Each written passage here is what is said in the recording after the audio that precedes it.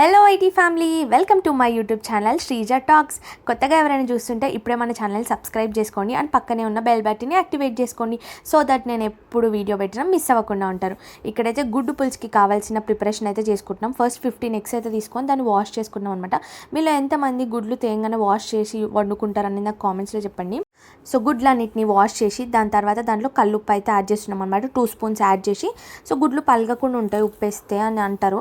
So అందుకే ఉప్పు అనేది యాడ్ చేసి దాన్ని అయితే బాయిల్ అవ్వడానికి సైడ్కి పెట్టాను. అంతలోపు మనకి ఏమైతే ఐటమ్స్ కావాలో దానికోసం అనేది అవన్నీ ప్రిపేర్ అయితే చేసుకుందాం. సో ఇక్కడైతే ఒక 3 ఆనియన్స్ తీసుకుంటున్నాం అండ్ చింతపండుని నానబెట్టుకోవాలన్నమాట సైడ్కి ఒక కప్. ఇప్పుడు ప్రిపరేషన్ అయితే చూద్దాం. ఫస్ట్ ఒక బాండి పెట్టుకోండి అండ్ మందపాటిది పెట్టుకోండి ఏది చేసినా కూడా, ఎందుకంటే మాడిపోకుండా ఉంటుంది. సో ఇక్కడ ఒక బాండి పెట్టేసుకొని దాంట్లో ఆయిల్ అయితే యాడ్ చేసుకోవాలన్నమాట. ఎట్లైనా మనకి ఇంత కర్రీ కాబట్టి కొంచెం ఎక్కువనే ఆయిల్ పడుతుంది. ఇక్కడ ఏమేమి స్పైసెస్ కావాలనేది మొత్తం ఇక్కడ మెన్షన్ చేసే చూడండి. సో ఇక్కడ స్పైసెస్ వచ్చి దాల్చిన చెక్క, అనాస పువ్వు, యాలకులు అండ్ జీరా 2 స్పూన్లు. సో ఇక్కడైతే యాడ్ చేసేసుకోండి. దాని తర్వాత మంచిగా ఒకసారి అయితే మిక్స్ చేసుకోవాలి. అవి కొంచెం వేగిన తర్వాత 4 పచ్చిమిర్చిలు మధ్యలోకి కట్ చేసుకోవాలన్నమాట.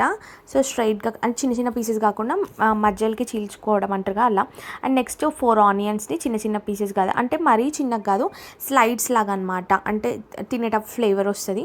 సో కొంతమందికి అది నచ్చదు తినదు అన్నప్పుడు చిన్న చిన్న పీసెస్గా కట్ చేసుకోండి. బట్ గుడ్డు పులుసుకి ఇలా ఉంటేనే బాగుంటుంది. దాని తర్వాత కొంచెం ఫ్రై అవుతున్నప్పుడు 1 స్పూన్ ఉప్పు అయితే వేసుకోవాలన్నమాట.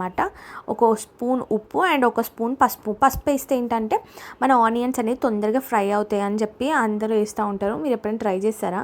సో ఇది ఉప్పు వేసేయడం వల్ల తొందరగా మగ్గిపోతాయి అనమాట. దాని తర్వాత అప్పుడు ఫ్రెష్గా దంచుకున్న అల్లం వెల్లుల్లి పేస్ట్, ప్యాకెడ్వి కానీ అవి అస్సలు యూస్ చేయొద్దు. ప్యాక్డ్వి కానీ బాక్సెస్లో వస్తాయి కదా, అస్సలు హెల్త్కి మంచిది కదా. అప్పటికప్పుడు మేమైతే ఫ్రెష్గా ప్రిపేర్ చేసుకొని దీనికి చేపల పులుసుకి అయితే యాడ్ చేసినాం అనమాట.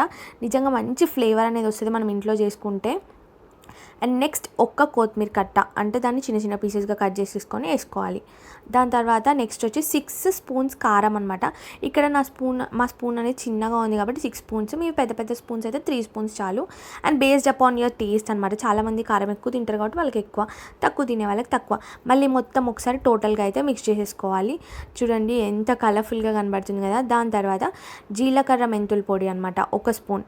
అది హాఫ్ వేసినందుకు మీకు 2 స్పూన్స్లా కనబడుతుంది, కానీ ఫుల్ స్పూన్ అనమాట 1 ఫుల్ స్పూన్ అయితే యాడ్ చేసుకొని మళ్ళీ ఒకసారి మిక్స్ చేసేసుకోవాలి.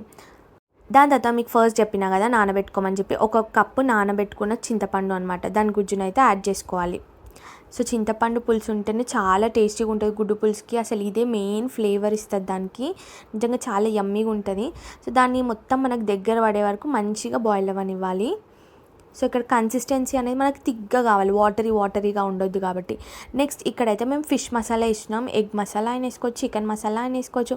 అంటే ఇట్స్ జస్ట్ లైక్ ఫ్లేవర్ కోసం అనమాట. ఒక మంచి ఫ్లేవర్ అనేది వస్తుంది కదా.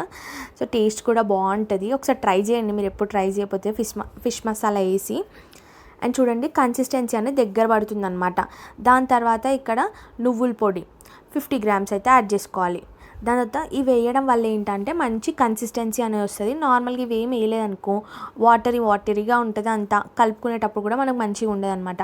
మంచి థిక్ కన్సిస్టెన్సీ కావాలంటే ఇవన్నీ స్పైసెస్, ఇవన్నీ పౌడర్స్ యాడ్ చేసుకోవాలి. దాని తర్వాత దాన్ని సైడ్కి ఇంకొక పొయ్యి పైన పెట్టి ఇంకొక దాంట్లో వచ్చేసి ఎగ్స్ అనమాట. ఇందాక మనం బాయిల్ చేసుకున్నాం కదా ఆ ఎగ్స్.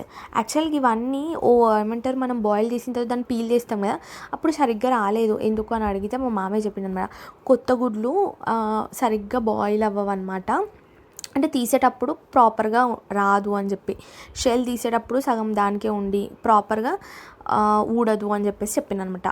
కొత్త గుడ్లకు అలా జరుగుతూ ఉంటుంది, పాత గుడ్లు అయితే నార్మల్గా మంచిగా వచ్చేస్తుంది అని చెప్పి. సో దాని తర్వాత పక్కన ఇంకొక పొయ్యి మీద దాన్ని సైడ్కి బాయిల్ అవుతూ ఉండాలి. దాంతో కొన్ని అయితే వాటర్ యాడ్ చేసుకున్నాం అనమాట. ఒక హాఫ్ గ్లాస్. ఎందుకంటే మంచి కన్సిస్టెంట్, ఇంకెక్కువ కావాలి అని అనుకుంటే గ్రేవీ వాటర్ అయితే యాడ్ చేసుకోవాలి. దాని తర్వాత ఎగ్స్ని అయితే ఒకసారి ఇట్లా షేక్ చేసుకోవాలన్నమాట. ఎందుకంటే అడుగు మాడకుండా.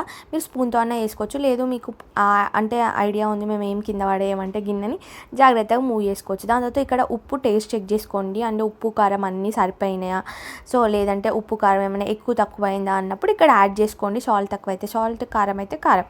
సో దాని తర్వాత కొంచెం బాయిల్ అయిన తర్వాత ఇందాక మనం బాయిల్ చేసుకున్నాం కదా సో ఆ ప్రిపేర్ చేసిన స్పైసెస్ మసాలా ఉంది కదా దాన్ని అన్ని ఎగ్లో అయితే యాడ్ చేసుకోవాలి. ఇందాక బాయిల్ చేసిన ఎగ్స్లో అయితే అది యాడ్ చేసేసుకోవాలి. లాస్ట్లో ఇంకా కొత్తిమీరతో గార్నిష్ చేస్తే టేస్టీ గుడ్డు పులుసు అయితే రెడీ అయిపోతుంది అనమాట. సో ఫైనల్గా వీడియో ఎలా అనిపించిందో కామెంట్ చేయండి. నచ్చితే ఒక లైక్ చేయండి. మన ఛానల్ సబ్స్క్రైబ్ చేసుకోండి.